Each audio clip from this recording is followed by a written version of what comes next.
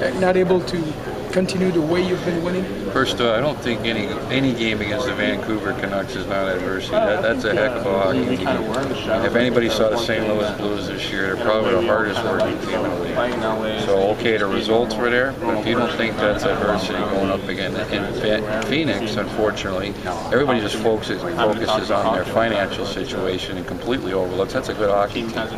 That's really well coached. So, okay, we're fortunate to come up on the right end of the scores. And then, like I said earlier, this team faced a tremendous amount of adversity during the regular season.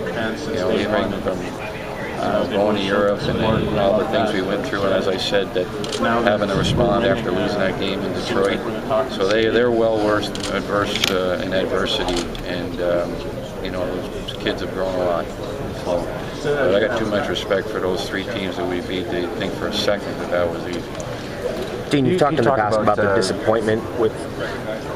Sorry, can you talk about when you reached out to Lou a long time ago? Not now. I've told that story, I guess, enough. Yeah, well, I haven't heard it yet. Yeah, I know, but I don't think now's the time because we got to beat them. So he talked about it today. Oh, he did? Yeah. Oh. But what was? I mean, you reached out to Bill Walsh. The point was just to. He called you an ingrate. Cultivate some greatness.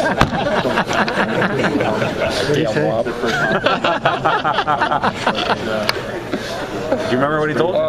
No, I remember that day like it was yesterday. I mean, I make no bones about it. It was I'll never forget it. I mean, if you know, 3 points in my career, Jack Ferrer gave me a start. And when I took over that team, San Jose, we'd come out with the three-headed monster. It was an absolute mess, and the owner said, "Here, take a shot." And I was pretty scared. And I came into New Jersey to see him, and I'll never forget it.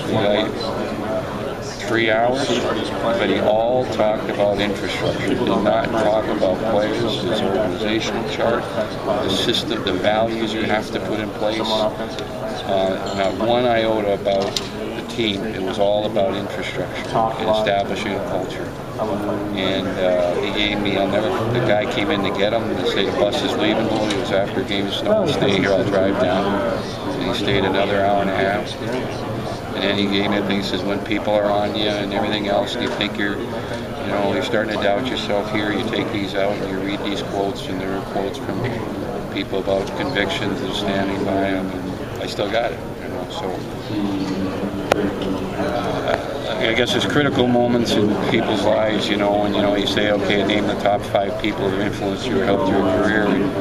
It's clearly one of them, but I think he's on a lot of people's lists, quite frankly. Pretty, you know, so. But right now, I don't think I want to go down that emotional thing right now. So. But because of the way you look up to him. Yeah, it's, you know, somebody asked about that. It's, you know, we got to get, you can't let, you know, but, you know,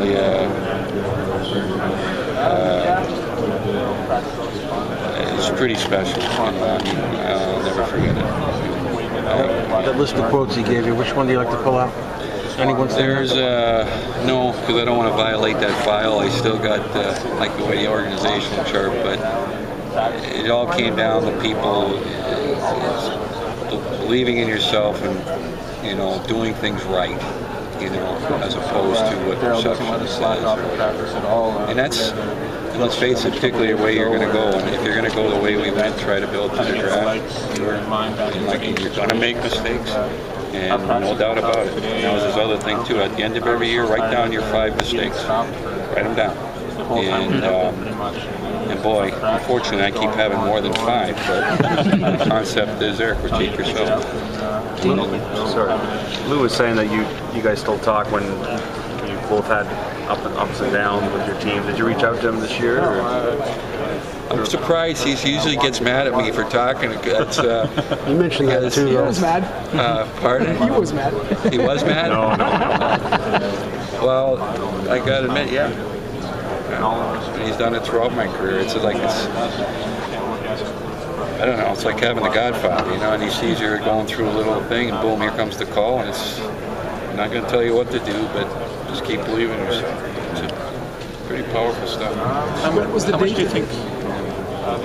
What was the date of that meeting, that first one?